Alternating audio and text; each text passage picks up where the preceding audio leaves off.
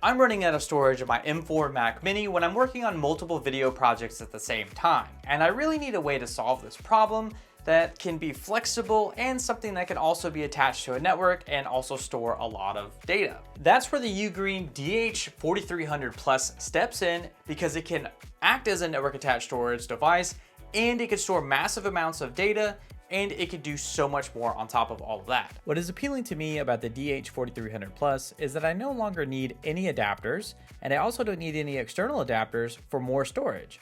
All my storage needs can be accessible over my home network. The NAS also has a small form factor, so it takes up very little space.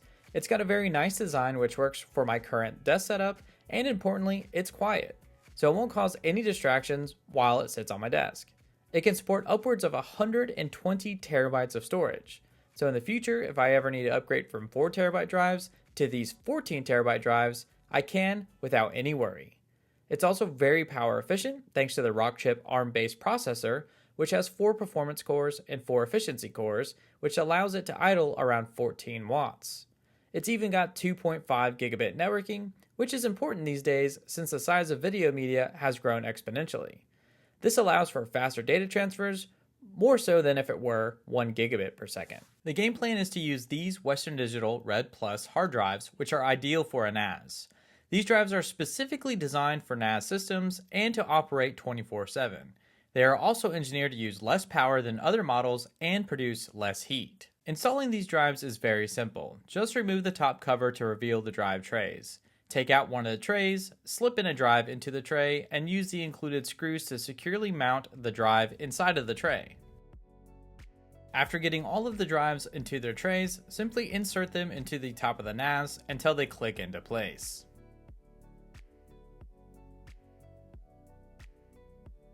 I did want to take a moment and acknowledge the nice little touch of adding magnets to the top cover. This gives the NAS a slightly more premium feel, with the added benefit of securing the cover much more tightly. With the drives inserted, we can now power the device with the included power adapter and get it plugged into our network. It's important to know that if you plan on using 2.5 gigabit network speeds, then you will also need network equipment to support those speeds like I already have. Also, my Mac Mini is 10 gigabit capable as well. From here, the setup is pretty straightforward. We just need to get the IP address of the UGREEN NAS from our router.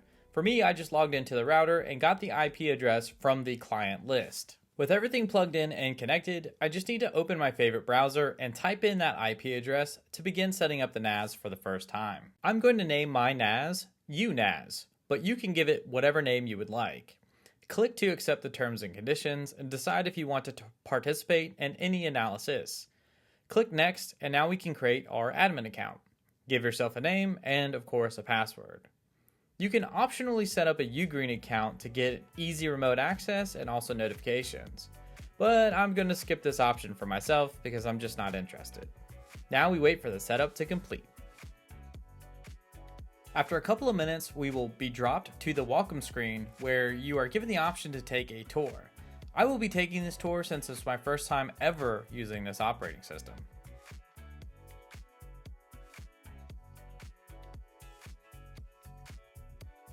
With the tour complete, it's time to configure a storage pool and select a RAID level.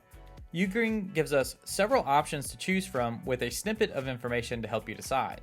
This is useful because it even tells you how much storage you have based on the option that you choose.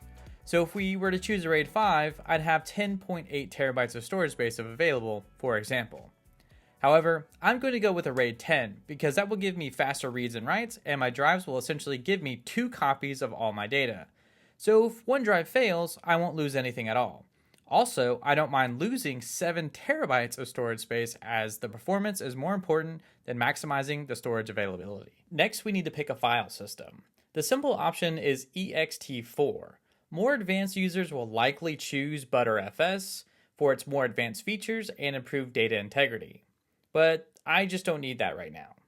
Next, we will be told to format our drives so that our storage pool can be created and our first volume.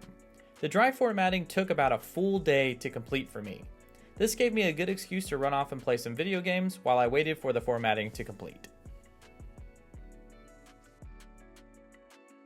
It's the next day, and now we're ready to set up some folders for ingesting video files and for storing video projects. First, there's this informational folder explanation we have to get through. It gives us pretty good details about the various types of folders and forces us to set up our first personal folder and set permissions for it. But since we only have one user account, it's kind of mute at this point. I did struggle with this part admittedly, as I didn't notice that I needed to specify a location to create a personal folder, but my monkey brain did eventually figure it out. With that part figured out, I will be creating a couple of shared folders so that way in the future, if needed, I can share these with my cameraman, for instance. The first folder I'm going to create is an ingest folder. This is where I will copy all the video from my camera to store in this folder. Later, I will access these videos from my Mac. Since I'm the only user, there are no permissions to set here. Great. Now it's time to create another shared folder called projects. This is where I'll keep multiple projects I'm working on for safekeeping and maybe even for months at a time. This will drastically free up space on my Mac. Then, of course, later on, I can always grab these projects when I'm ready to work on them again. Now that both of these shared folders are created, there is one more thing we need to do before we can start using them, and that is to enable SMB. All you really need to know about SMB is that it will allow computers on the same network to access these folders over the network. With SMB enabled, let's go ahead and connect to our UGREEN NAS from my Mac Mini. All I need to do is type in smb:// and the IP address of the server, which can be seen in the URL address bar. When I try to connect, I will be prompted for my username and password that I used when we first set up the NAS. With all of that entered, I can now access any of the folders I have already created. For this example, the ingest folder. Opening the ingest folder shows that it is currently empty.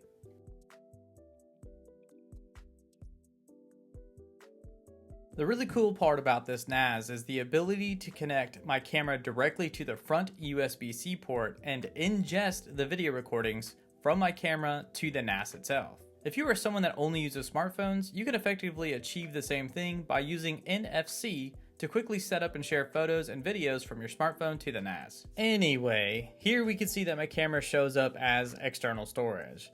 It has lots of storage available, but I only really care about grabbing the clip folder and its contents. I can copy the entire folder, but for now I'll just copy one clip to show you how it works.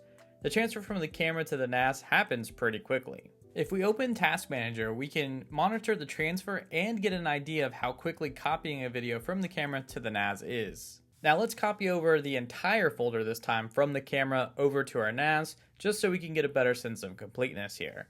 We can also see that it's transferring pretty quickly.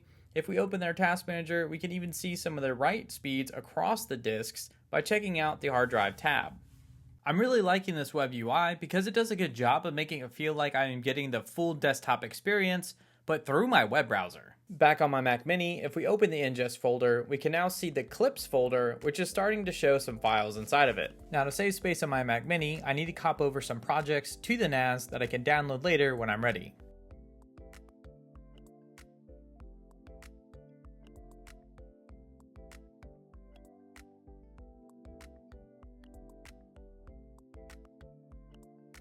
And well, since I have 7 terabytes of free space, I may as well copy over some of these extra videos that are just sitting here all of the time taking up space. I'll create a new folder in projects and store them there.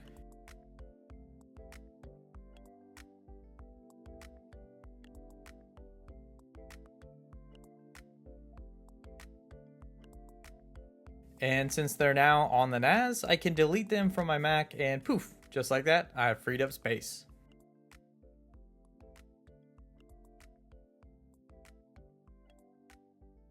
Another cool thing we can do is copy and save files to another server that is also on the same network.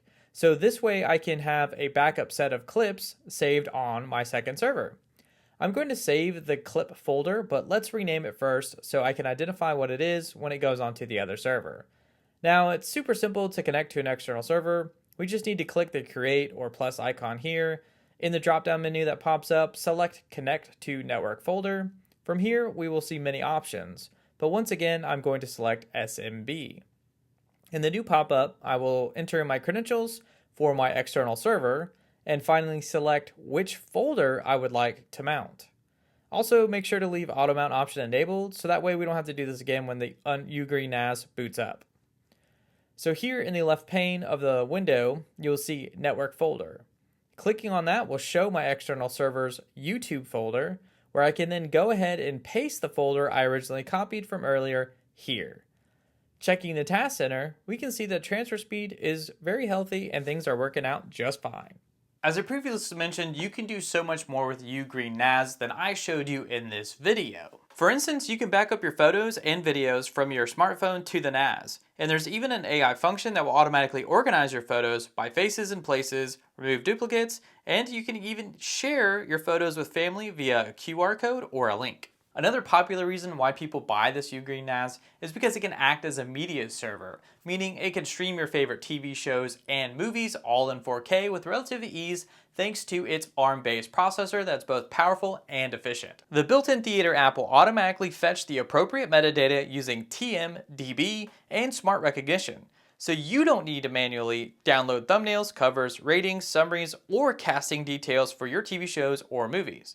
If you don't like the built-in app, you can use a third-party player instead, like Jellyfin, which can be found in the App Center. And that's still not really all that you can do with this NAS, because for instance, you have the ability to download and install Docker, which means you have access to literal thousands of containers. So in theory, you could install something like Wiki.js on this and also have your own wiki server running on this NAS. And that's just one example. If you're looking for a NAS that's both flexible, simple, and easy to use, then this is probably the one for you. And guess what? You can save yourself 20% off if you're looking to buy one by using the link in the video description below.